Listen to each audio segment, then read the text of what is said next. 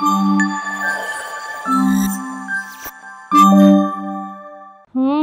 శుక్లాంబరధరం విష్ణుం శశివర్ణం చతుర్భుజం ప్రసన్నవదనం ధ్యాయే సర్వవిఘ్నోపశాంతయే. ఓం శ్రీ మాత్రే నమః. ఓం గణపతే నమః. 1-2-2025 28-2-2025 ఏ విధంగా ఉండబోతోంది మాఘమాసం అనే విషయాన్ని మనం ప్రస్తావించుకుందాం. మరి చూసినట్లయితే 12వ తారీఖున బుధుడు కుంభంలోకి, 13వ తారీఖున రవి సంక్రమణం జరగబోతోంది కుంభరాశిలోకి. అదేవిధంగా 28వ తారీఖున బుధుడు మీనంలోకి ప్రవేశిస్తున్నాడు. ఈ నెలలో ఉండేటటువంటి గ్రహాల యొక్క ప్రయాణం ఏ విధంగా ఉందయ్యా అంటే కనుక ఈ విధంగా ఉంది. తర్వాత విషయానికి వచ్చినట్లయితే కనుక ఈ యొక్క ఫిబ్రవరి మాసంలో మనకి వచ్చేటటువంటి రథసప్తమి అయి ఉండొచ్చు. అదేవిధంగా మాఘమాసం అంతా కూడా పుణ్యమైనటువంటి పవిత్రమైనటువంటి దినాలే. అందువల్ల ఏ కార్యక్రమం తలపెట్టుకున్నా కూడా, శుభకార్యాలు తలపెట్టినా, గృహారంభ గృహప్రవేశ ఏది చేసుకున్నా కూడా శుభఫలము కలుగుతుంది. అందుకని మీ అందరికీ కూడా శుభఫలాలు కలగాలని అమ్మవారిని ప్రార్థిస్తూ ఓం శ్రీ మాత్రే నమః. ఆస్ట్రో భాగ్యలక్ష్మి అనే ఈ ఛానల్ని సబ్స్క్రైబ్ చేశారా? చేయకపోతే వెంటనే చేయండి. అంతేకాకుండా రకరకాలైనటువంటి విశేషాలు, రకరకాలైనటువంటి వీడియోలు 2500 పైగా ఉన్నాయి ఆస్ట్రో భాగ్యలక్ష్మి ఛానల్లో. అందుకని మీరు మీ డౌట్స్ అన్నీ కూడా క్లారిఫై చేసుకోవచ్చు. తర్వాత శ్రీ సౌభాగ్య మ్యారేజ్ బ్యూరో 16 సంవత్సరాలు పూర్తి చేసుకుని 17వ సంవత్సరం రన్నింగ్లో ఉన్నాము. వివాహాది సంబంధాల కోసం ఎవరి ఇంట్లో అయినా సరే అమ్మాయిలు కానీ అబ్బాయిలు కానీ ఉంటే కనుక బాగా చదువుకుని ఉద్యోగాలు చేసి సంబంధాలు వెల్ సెటిల్డ్ మన దగ్గర బాగుంటాయి. అబ్రాడ్ మ్యాచెస్ కూడా ఉంటాయి. ఆ విషయాలు చూసుకొని జాతకాల కోసం, మ్యాచ్ల కోసం కూడా నన్ను సంప్రదించవచ్చు క్రింది నెంబర్లో. ఓం శ్రీ మాత్రే నమః.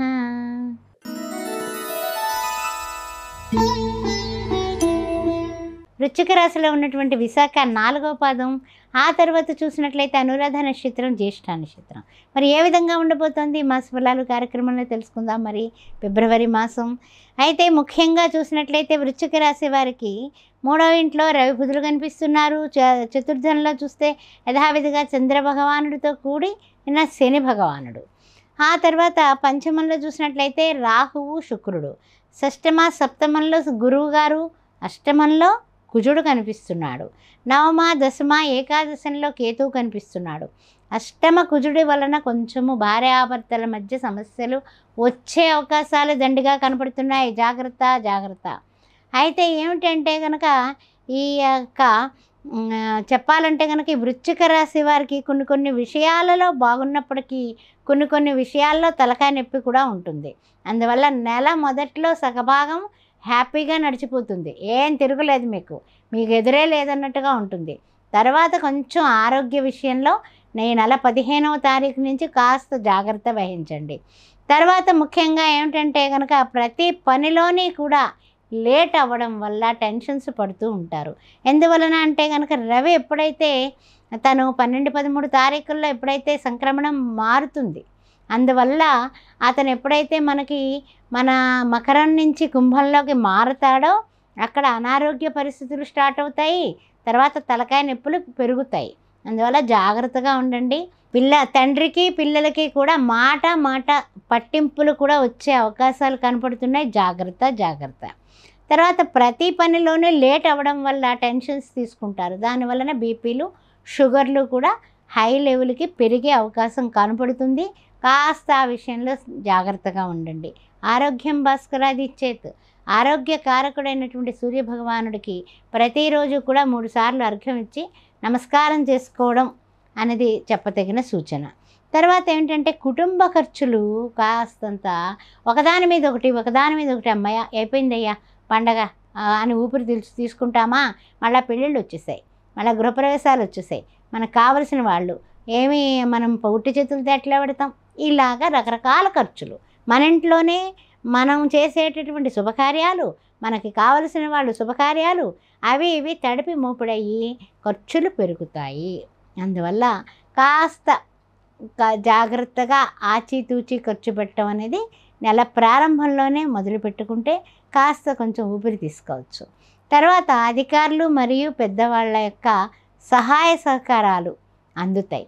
ఎందుకంటే మీరు కర్తవ్యం దైవమాన్నికమని మీరు చేసేటటువంటి సేవాభావం, మీరు చేసేటటువంటి పని మీ యొక్క ఎంత ఒత్తిడైనా సరే మీరే తీసుకుని పై వాళ్ళకి ఆ పని టైంకి చేసి పెట్టడం వల్ల, మీ డిసిప్లిన్ వల్ల, మీ డెడికేషన్ వల్ల, మీ డిటర్మినేషన్ వల్ల మీరు గుర్తింపు పొందుతారు. ఇంకంతకంటే ఏం కావాలి చెప్పండి?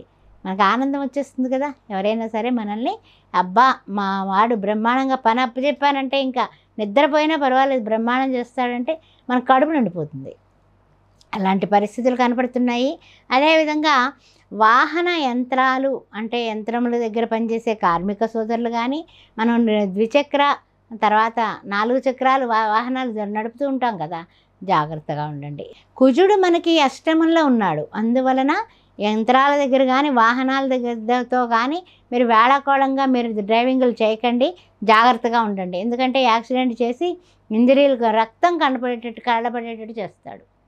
ఆయన మహానుభావుడు కుజుడు. అందువల్ల జాగ్రత్తగా ఉండండి ఆ విషయంలో.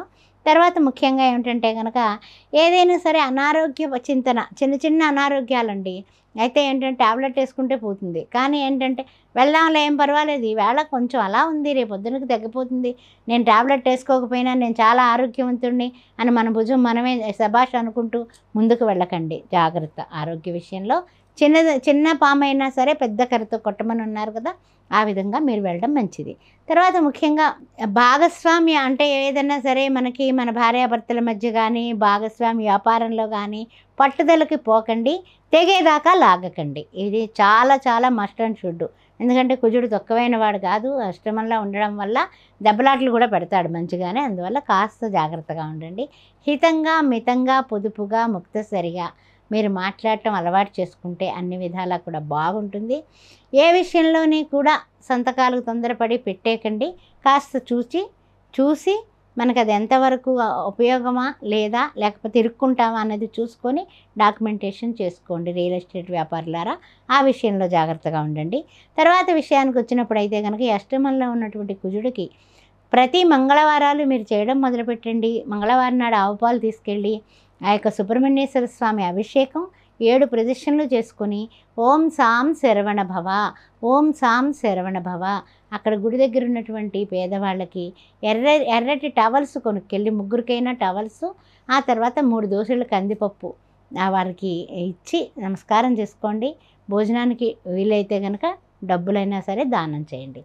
ఓం శ్రీ మాత్రే నమః.